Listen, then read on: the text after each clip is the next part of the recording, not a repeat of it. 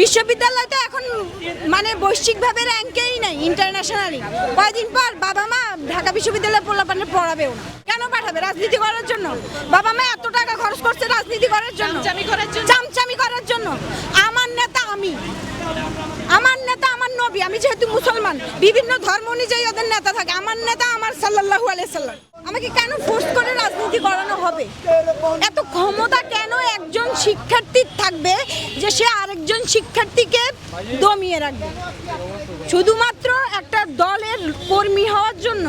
কর্মী হওয়ার খাতিরে তার এত পাওয়ার?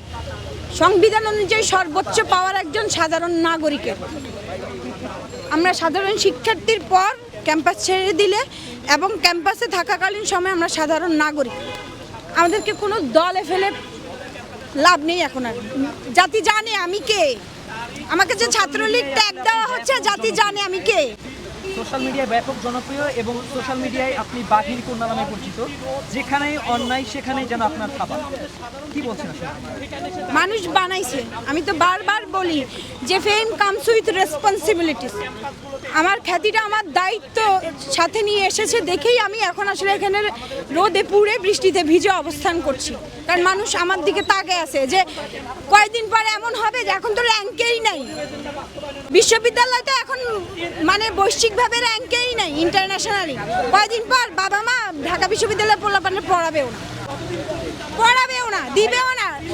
ওই যে আমাদের আপনার ভাই মারা যাওয়ার পর বলছিল না বুয়েটে আমরা আমাদের ছেলে মেয়েদেরকে পাঠাবো না, কয়েকদিন পর ঢাকা বিশ্ববিদ্যালয়ে পাঠাবো না। পাঠাবে না তো বাবা। কেন পাঠাবে? রাজনীতি করার জন্য। বাবা মা এত টাকা খরচ করছে রাজনীতি করার জন্য, চামচামি করার জন্য। আমার নেতা আমি, আমার নেতা আমার নবী। আমি যেহেতু মুসলমান, বিভিন্ন ধর্ম অনুযায়ী ওদের নেতা থাকে। আমার নেতা আমার সাল্লাল্লাহু আলাইহি সাল্লাম। শেষ। আমার আর কোনো নেতার প্রয়োজন নেই। আমি আর কি কার নেতৃত্বে আমি চলবো? আমার তো নেতৃত্বের কেন প্রয়োজন? আমার দাবি বলার জন্য আমার কণ্ঠস্বরই যথেষ্ট। সংবিধান সেই অধিকার আমাকে দিয়েছে। যদি কেউ এখন দল নিয়ে এসে এগুলো বাস্তবায়ন করতে চান, তাহলে আমি সরাসরি বলবো এরা হয়তো বাকশাল চাচ্ছে। মানে আমাদের কথা ওরা বলবে। আমি সাধারণ জনগণের পক্ষ থেকে কথা বলছি, যাদের সামনে আপনাদের ক্যামেরা যাওয়ার সুযোগ নেই। ওরা এখন এগুলো নিয়ে কথা বলে। মানুষ এখন কথা বলতে শিখেছে, কিন্তু হয়তো আপনারা তাদের সামনে যেতে পারছেন না, কারণ সীমাবদ্ধতা আছে। আমি ওদের জায়গা থেকে বলছি, মানুষ কদিন পর ক্যাম্পাসে বাচ্চা কাচ্চা পাঠাবে না। এই যে এত লেংদি করা হলে ইস্যুটা, আমাদের যাদের বিদেশে যাওয়ার কথা ছিল আমরা বিদেশে যেতে পারিনি। আমাদের আবার আরেক বছরের জন্য অপেক্ষা করতে হবে যে আমরা পরবর্তী বছর আসলে তারপর আমরা বিদেশের জন্য অ্যাপ্লাই করব। ক্ষতিটা তো শিক্ষার্থীদের হচ্ছে, পরিবারের হচ্ছে। পরিবার আমাদেরকে এত কষ্ট করে এখানে পাঠিয়েছে কেন? আমরা একটা ডিগ্রি নিব, এরপর আমরা একটা চাকরি খেটে যাব, দেশের জন্য কিছু করব। দেশের জন্য কিছু করার জন্য কেন আমাকে দল করতে হবে? কেন করতে হবে? আমিও তো কোনো দলে ছিলাম না। আমি মানে সরাসরি বলে দিয়েছি, আমি 7 মাস ছিলাম দলীয়ভাবে। এরপর করোনা চলে এসেছে, আমি চলে গিয়েছিলাম হল ছেড়ে। পরবর্তীতে আমার বিয়ে হয়ে যায়, আমি আমার হাজব্যান্ডের সাথে সেটেলড হয়ে যাই। তো আমি যে এখন এখানে দাঁড়িয়ে আছি, আমার কোনো দল আছে আমার পিছনে? প্রয়োজন আছে বাংলাদেশের। আমি বলবো আপনাদের মাধ্যমে যে সবাই কথা বলুন, মানুষ এখন কথা বলুন। আপনি একদিন মার খাবেন, 2 দিন মার খাবেন, 3 দিনের দিন হয়ে যাবে কি?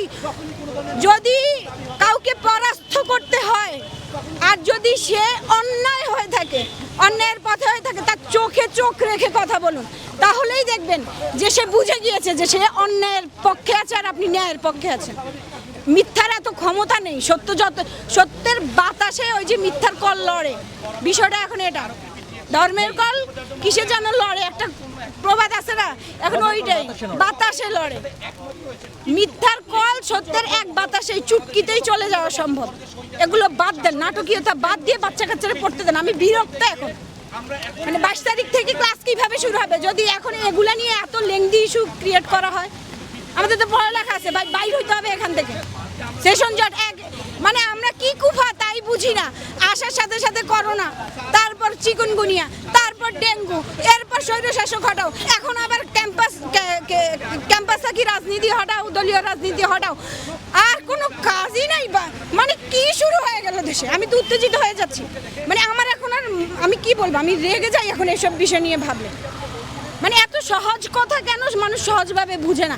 আমি এখান থেকে যদি ওই যে ঢাকা বিশ্ববিদ্যালয়ের কেন্দ্রীয় যে ইয়েটা আছে, দেয়ালটা আছে, এটা যদি আমি এখান থেকে সরাসরি দেখতে পারি, তাইলে আমি এমনি তাকায়া ভিসি চত্বর হয়ে ঘুইরা ফিরা র্যালি করে আমাকে কেন দেখতে হবে?